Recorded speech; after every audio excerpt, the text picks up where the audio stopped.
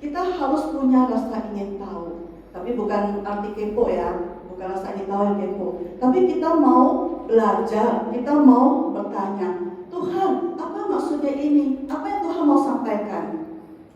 Ya, di dalam kehidupan kita jangan mau menjadi orang yang bodoh. Karena ketika kita hidup di dalam kebodohan, tadi ayat 14 kita sudah baca. Ketika kita hidup di dalam kebodohan, tidak tahu apa-apa, kita akan dikuasai oleh apa? Hawa nafsu. Ya, ketika kita tidak punya pengetahuan, kita tidak tahu apa-apa, kita begitu mudah akan terpancing menuruti hawa nafsu kita. Itu sudah dikatakan oleh firman Tuhan melalui 1 Petrus pasal 1 ayat 14 ini. Jadi mari hari ini kita mau melihat apa sih kaitan peraturan atau hukum tentang boleh makan ini dan tidak boleh makan itu. Apa kaitannya dengan keputusan Allah dan kita sebagai umat kudus? Ya, kita akan sama-sama belajar. Nah, teman-teman, pada zaman perjanjian lama, bangsa-bangsa yang lain itu mereka hidup bebas, mereka boleh makan apa saja. Namun, bangsa Israel sebagai bangsa pilihan, mereka dipanggil untuk hidup berbeda dengan bangsa yang lain. Bagaimana berbedanya? Gimana berbedanya? Nah, salah satunya itu adalah melalui makanan mereka. Makanya ada hukum seperti ini yang diberikan kepada mereka. Nah, dulu waktu saya masih kerja di asuransi, saya punya bos ya, dia punya hobi pelihara ikan koi. Jika kita di sini ada yang punya hobi yang sama, kalian pasti tahu bahwa itu hobi yang mahal. Ya. Nah, pernah sekali saya disuruh mampir ke toko ikan, disuruh beli ulat yang hidup. Ya, dia seperti ulat kepompong itu ya. Nah, disuruh beli ulat yang itu, ulat yang hidup itu untuk makanan ikan koinya. Nah, saya masih ingat ya, itu ulat harganya itu dijual per ons. Tahu nggak kalian 1 ons berapa? 20.000. 20.000. 1 ons 20.000. Artinya 1 kilo berapa? 200.000. Lebih mahal ya dari daging babi, ya kan? Nah, bayangkan ikan koi ya makanannya, ya ikannya aja udah mahal, makanannya juga mahal. Nah, waktu saya ke toko ikan itu, saya lihat ya ikan koi itu dipisah dalam beberapa bak. Nah, saya nggak ngerti, namanya orang yang tidak ngerti. Saya lihat itu ikan koi semua sama, ya. Ikan koi ya itu sama semua gitu loh. Jadi pertanyaannya kenapa dipisah di dalam bak yang berbeda. Nah, ingin tahu, saya pun bertanya kepada yang punya toko. Saya tanya, kenapa ini dibuat terpisah baknya? Untuk apa gitu ya? Nah, Aceh yang punya toko itu dia bilang, dia sambil nunjuk ke salah satu bak. Dia bilang, ikan ini tidak sembarangan makan. Mereka makan pelet yang mahal, ya, dan kemudian mereka makan ulat yang seperti kamu beli itu.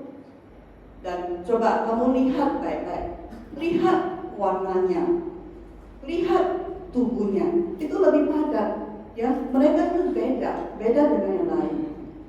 Nah, awalnya saya tuh nggak ngerti. Tapi setelah ditunjukkan foto seperti ini, saya rasa kita juga sudah bisa melihat, ya, ada perbedaannya. Nah, awalnya saya tidak punya pengetahuan tentang ikan koi. Sekilas lihat, ya semua sama aja gitu loh. Tapi ternyata tidak, ada bedanya. Makanya ada yang harganya ratusan, ada yang harganya jutaan, ya kan? Bisa ya terlihat bedanya ya Bapak Ibu Saudara ya. Nah, apa yang mau saya ajak kita lihat dari ilustrasi ini? Yang pertama, apakah kita bisa melihat bahwa adalah inisiatif dari sang pemilik, yaitu Aceh yang punya toko ikan itu. Dia yang berinisiatif untuk memilih memisahkan ikan itu di dalam kolam yang berbeda, yang ia mau kasih makanan yang baik. Benar nggak? Ya, itu inisiatif dari pemiliknya. Dia pisahkan, ya, dia sisihkan, dia bedakan untuk dia tetapkan ini mau dikasih makanan apa.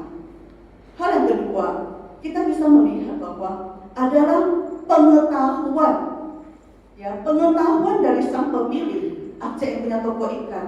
Dia tahu bahwa dengan makanan yang baik, dengan ulat yang mengandung protein yang tinggi itu akan membawa dampak kepada ikannya. Ya, itu akan membawa dampak yang baik bagi ikannya. Setuju nggak? Ikannya mah nggak ngerti aja. Ikannya mah nggak ngerti dikasih apa yang makan aja gitu ya. Tapi sang pemilik ini dia yang tahu, ya, supaya ikan saya itu warnanya bagus, badannya itu apa? Kayak pol. Nah, saya kasih dia makan ulat dan pelet yang bagus. Nah, jadi dari ilustrasi ini, poin yang saya mau sampaikan adalah bahwa Bapak Ibu Saudara, kita dipanggil menjadi umat kudus. Mari kita boleh melihat panggilan menjadi umat kudus itu adalah hal yang sangat-sangat indah. Ya. Ketika kalian melihat Aceh, ya, pemilik toko ikan itu, bagaimana dia memilih memisahkan ikannya, bagaimana dia memberi makanan yang terbaik untuk ikannya, ya. Demikian juga kita bisa melihat bahwa ketika kita dipanggil menjadi umat kudus, itu adalah satu hal yang indah. Mengapa? Karena di Ulangan pasal 14 ayat 2, saya akan bacakan untuk kita, ya. Sebab engkaulah umat kudus bagi Tuhan Allahmu, dan dipilih Tuhan untuk menjadi umat kesayangannya dari antara segala bangsa di atas muka bumi ini. Bapak Ibu Saudara, engkau umat yang kudus dipilih untuk apa? Dipilih untuk apa? Menjadi umat kesayangan. Ya. Jadi boleh nggak saya simpulkan seperti ini? Umat yang kudus itu identik dengan umat kesayangan. Ya. Ada amin? Amin. Ya. Kita semua umat kesayangan Tuhan. Ya. Ketika Tuhan memanggil kita sebagai umat kudus, Dia mau menjadikan kita sebagai umat kesayangan Dia. Ya. Nah, oke. Sejauh ini kita sudah bisa paham, ya, bahwa hukum tentang hewan yang boleh dimakan, yang tidak boleh dimakan, itu sebenarnya itu adalah simbol. Simbol yang mana Tuhan mau supaya bangsa Israel ingat, ya, ingat bahwa itu adalah identitas, status mereka sebagai umat kudus, kepunyaan Allah yang kudus, umat kesayangan Tuhan. Nah, oke, sejauh ini kita sudah tahu bahwa kita adalah umat kudus, umat kepunyaan Allah. Bagaimana kita menjaga kekudusan itu? Di ayat 15 dikatakan, Petrus mengatakan, hendaklah kamu menjadi kudus di dalam seluruh hidupmu. Ya. Jadi Petrus di sini dengan tegas mengatakan kekudusan itu mencakup seluruh hidup kita. Jadi ini bukan sekedar tentang apa yang kamu makan, apa yang masuk ke mulutmu, tapi itu adalah mencakup seluruh hidupmu. Tidak ada di dalam hidupmu itu yang boleh kau pisahkan keluar, mana yang kudus, mana yang sakral, mana yang sekuler. Tidak ada. Keseluruhan hidupmu itu adalah kudus di hadapan Tuhan. Dan lebih jauh lagi, Tuhan Yesus sendiri di Perjanjian Baru, ya, juga menyatakan bahwa sebenarnya Tuhan Yesus juga mengatakan bahwa bukan apa yang masuk ke perut, bukan apa yang masuk melalui mulut, kemudian masuk ke perut dan dibuang keluar ke jamban, bukan itu yang menajiskan manusia, tetapi apa? Apa yang keluar dari seseorang, itulah yang menajiskannya. Ya, apa itu?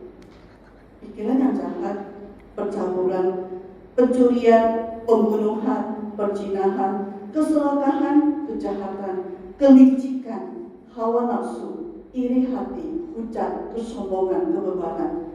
Nah, semua hal-hal jahat ini timbul dari dalam hati kita. Nah, pertanyaannya, kita harus bertanya, bagaimana ini bisa ada di dalam hati kita? Bagaimana ada iri hati di dalam hati kita? Bagaimana bisa muncul kesombongan di dalam diri kita?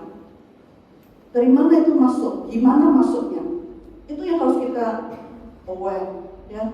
Kita harus tahu, ini kenapa ada di dalam diri saya? Datang dari mana? Masuk dari mana? Gimana masuknya? Ya.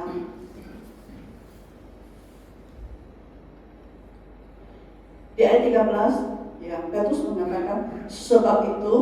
Nah, ketika dia mengatakan sebab itu, berarti sebelum ayat 13 ini itu ada premis, ya, ada kondisi yang menunjukkan bahwa ada kaitannya dengan perintah ini. Mari kita lihat, saya mengajak kita melihat 3 ayat di mana kita harus menyadari sebenarnya Petrus sedang berbicara kepada siapa. Ya, pertama kita bisa tahu bahwa Petrus sedang berbicara kepada sekelompok orang yang sudah mengalami lahir baru. Ya, mereka yang sudah menerima bagian yang tidak dapat binasa, yang sudah memiliki pengharapan. Dan terakhir Petrus mengingatkan ayat 5, kamu yang dipelihara dalam kekuatan Allah. Jadi Petrus sedang berbicara kepada kelompok orang ini di dalam ayat 13 supaya mereka siapkanlah akal budimu. Mungkin kita pernah dengar orang bilang seperti ini, "Weno bukti ya." Pernah enggak? Ini pikiranku lagi nggak jalan, gitu ya. Nah, Petrus mau mengingatkan orang yang supaya pikiran kita tuh harus jalan, ya. Pikiran kita tuh harus dipakai, pikiran kita tuh, akal budi kita tuh harus dilatih untuk kita berespon dengan apa yang ada di dalam dunia ini. Ya, kita sekarang hidup di zaman yang begitu overwhelming, ya, itu begitu kita dicocori dengan begitu banyak konsep, nilai, pandangan dari dunia, ya, melalui sosmed bisa kalian lihat itu semua jika kalian ini terus aktif di dalam sosial media. Nah, kita terus dibombardir oleh hal-hal yang demikian di dalam dunia. Bagaimana kita terima semua aja? Bagaimana akal budi kita bekerja menuntut kita? Nah, akal budi yang sudah diperbaharui itu harus dilatih untuk kita berpikir seturut dengan firman Tuhan. Akal budi kita tuh harus dipakai untuk kita memfilter, menguji apa yang datang dari luar itu sebelum masuk ke dalam hati kita. Ya, jadi pakai akal budi kita. Ya, jangan semua omongan, konsep, nilai, ideologi itu kamu terima bulat-bulat dan kamu simpan di dalam hati. Makanya tidak heran muncul menjadi kesombongan, muncul menjadi narsisme. Ya, itu semua dari nilai-nilai yang dicecoki kepada kita. Di sini, ya, Petrus lanjut, siapkan akal budimu, dan dia juga ingatkan waspadalah. Ya. Sungguh kita harus berhati-hati, ya. Kita harus memiliki kesadaran penuh, ya, di dalam pikiran kita untuk kita berjaga-jaga di zaman ini. Akal budi yang sudah ditebus oleh Kristus, dia bisa membedakan, dan dia harus tahu membedakan mana yang baik, mana yang buruk. Dia harus tahu menilai mana yang mencemari, ya, merongrong iman saya, mana yang membangun iman saya. Seperti itu. Di sini izinkan saya untuk mengingatkan kita akan satu hal, ya, karena saya melihat ini terlalu bahaya, ya. Sekularisme itu berkembang sangat pesat di zaman sekarang, menyerang iman orang Kristen dan juga merusak, mengkontaminasi gereja, ya. Ini sudah masuk di dalam gereja, ya, dan juga masuk di dalam kehidupan orang Kristen. Di luar mungkin kita sering mendengar seperti ini. kebenaranmu ya kebenaranmu, ya. Kelihatan nggak?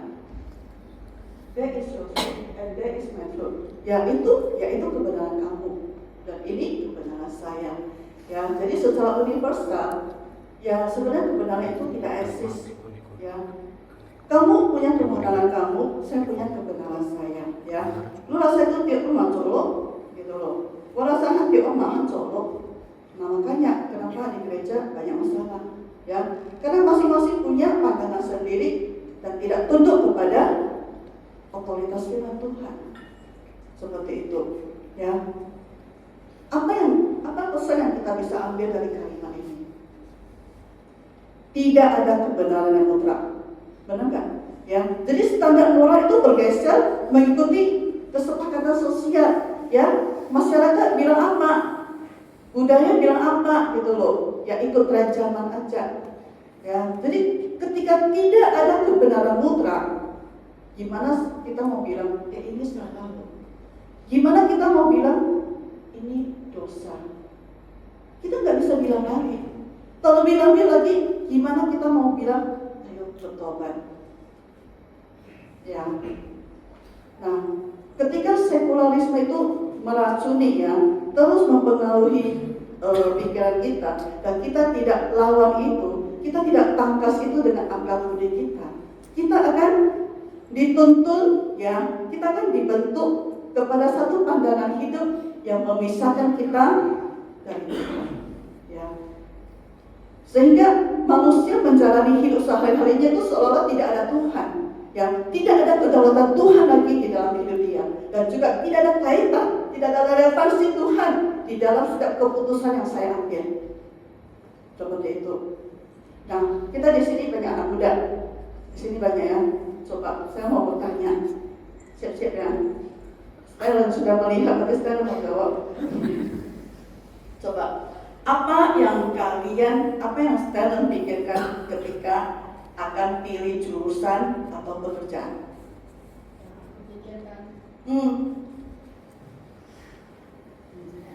Ketika mau pilih jurusan, ketika mau pilih pekerjaan, apa yang pertama terlintas di dalam pikiran Stellen? Gak apa-apa, kita di sini semua belajar ya, kita sama-sama belajar. Jadi jangan takut salah, gak apa-apa. Yang bisa dapat duit. Oke. Ya. Nah, Stellen, izinkan Lause menyampaikan kepada kamu itulah sekularisme. Ya. Nah, rata-rata dunia ya, itulah konsep yang ditawarkan, yang dikatakan mau cari jurusan yang bisa dapat income banyak, mau cari pekerjaan yang gajinya besar, ya. Jadi itu tidak heran. Maksudnya tidak heran itu umumnya dunia sekarang seperti itu. Bahkan saya pernah nanya ke seorang anak, kenapa kamu belajar piano? Tahu nggak dia jawab ke saya? Di dalam gereja ya, saya tanya, kenapa kamu belajar piano? Kata mama, jadi guru piano itu banyak uangnya. Ya, jadi di sini juga ada orang tua ya. Nah, saya sungguh berharap, saya tahu memang sekarang kehidupan tidak mudah, cari uang tidak mudah. Tapi mari kita jangan mencecoki anak kita dengan materi yang membebani mereka seperti itu. Ya, jika kita tidak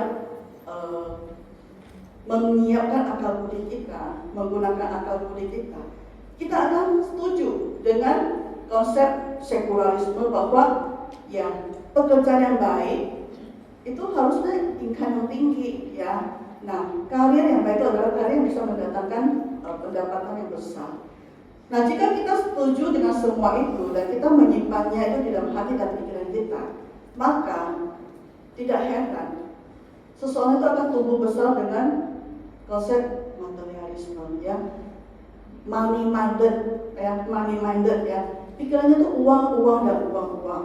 Dan jika di dalam kondisi yang sulit, jangan heran kalau sekiranya suatu hari kita mendengar bahwa terjadi korupsi, terjadi penggelapan uang ya, itu sudah rumusnya ya, karena dari sejak kecil, dari sejak ini dia sudah dikonsepin uang dan semuanya uang gitu loh.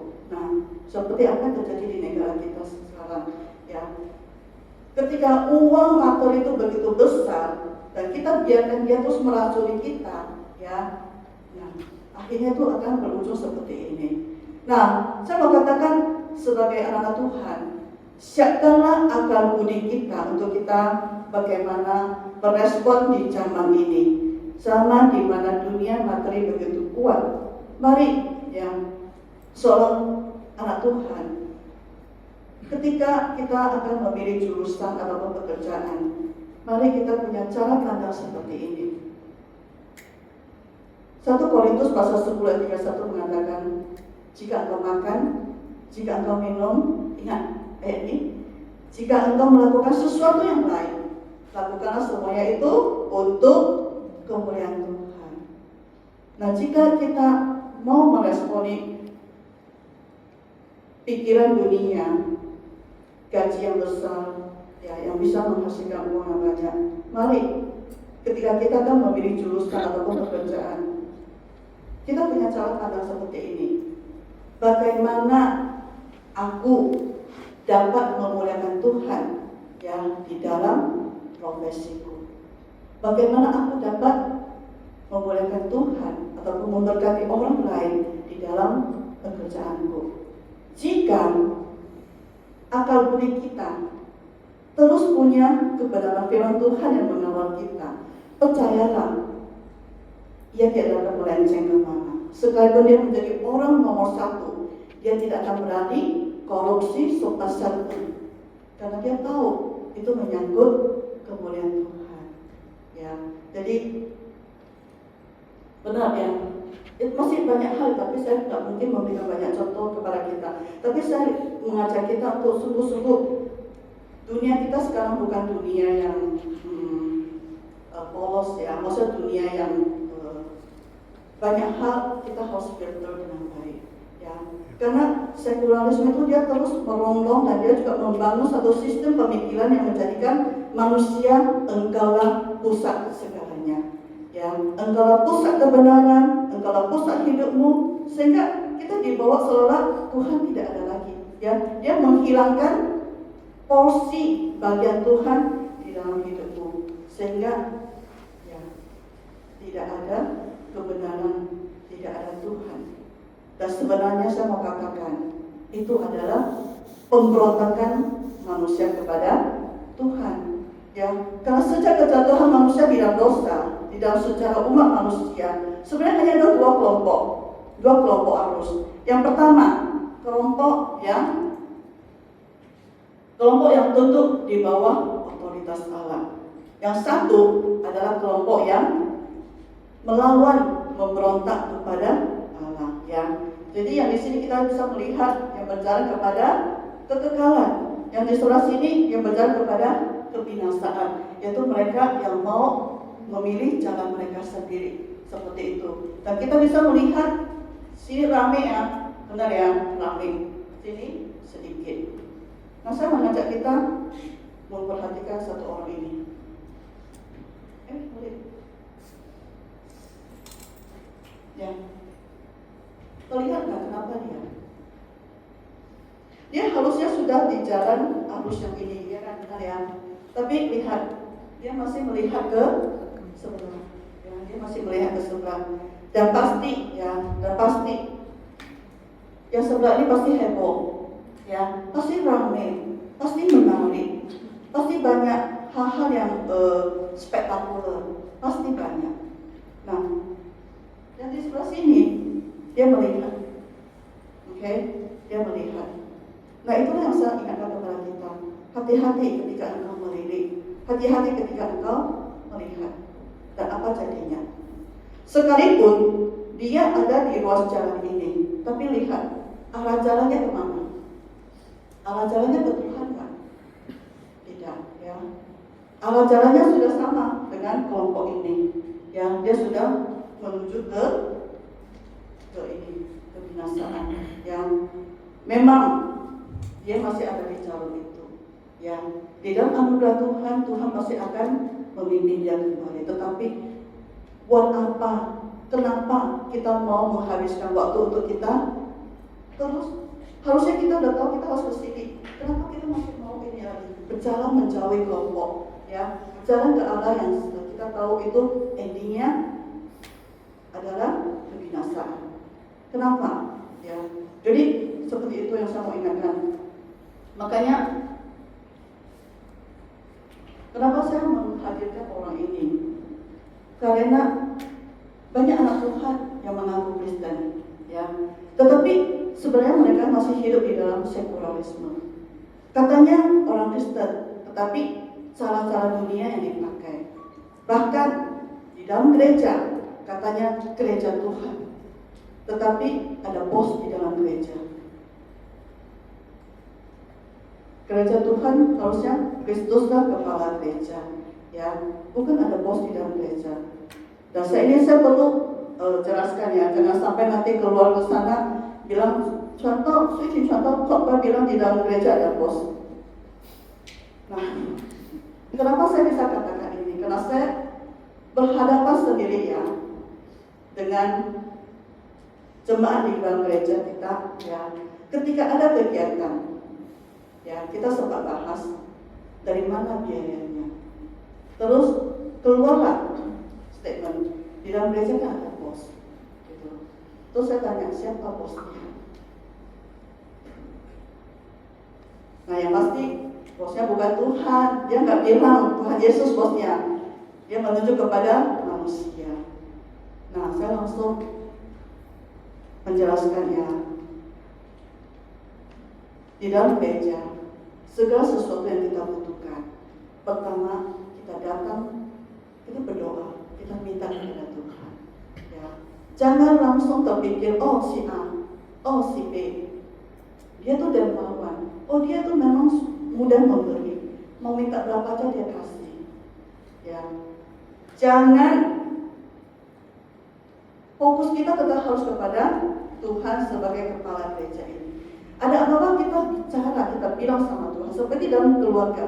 Ada apa-apa kita cari papa kita, kan? Kita bukan cari paman atau tetangga, tidak, ya. Jangan menggantikan Tuhan Yesus dengan bos yang kau angkat.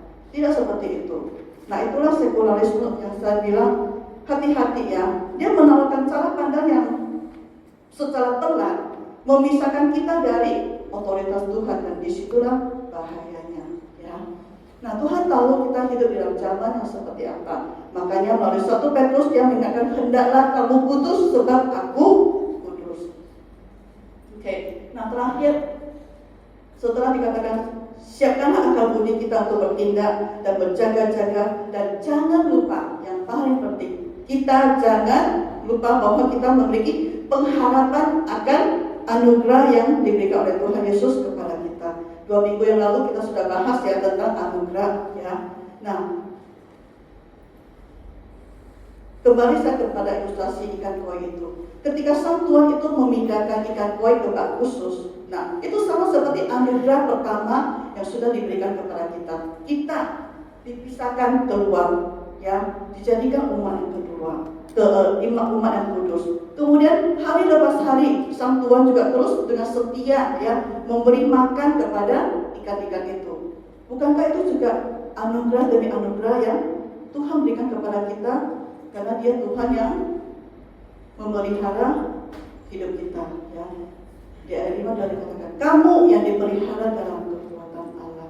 Ya, jadi kita harus ingat bahwa Tuhan yang terus memelihara kita melalui firman-Nya. Sekali lagi saya ingatkan sebagai anak Tuhan, jangan malas baca Alkitab, ya.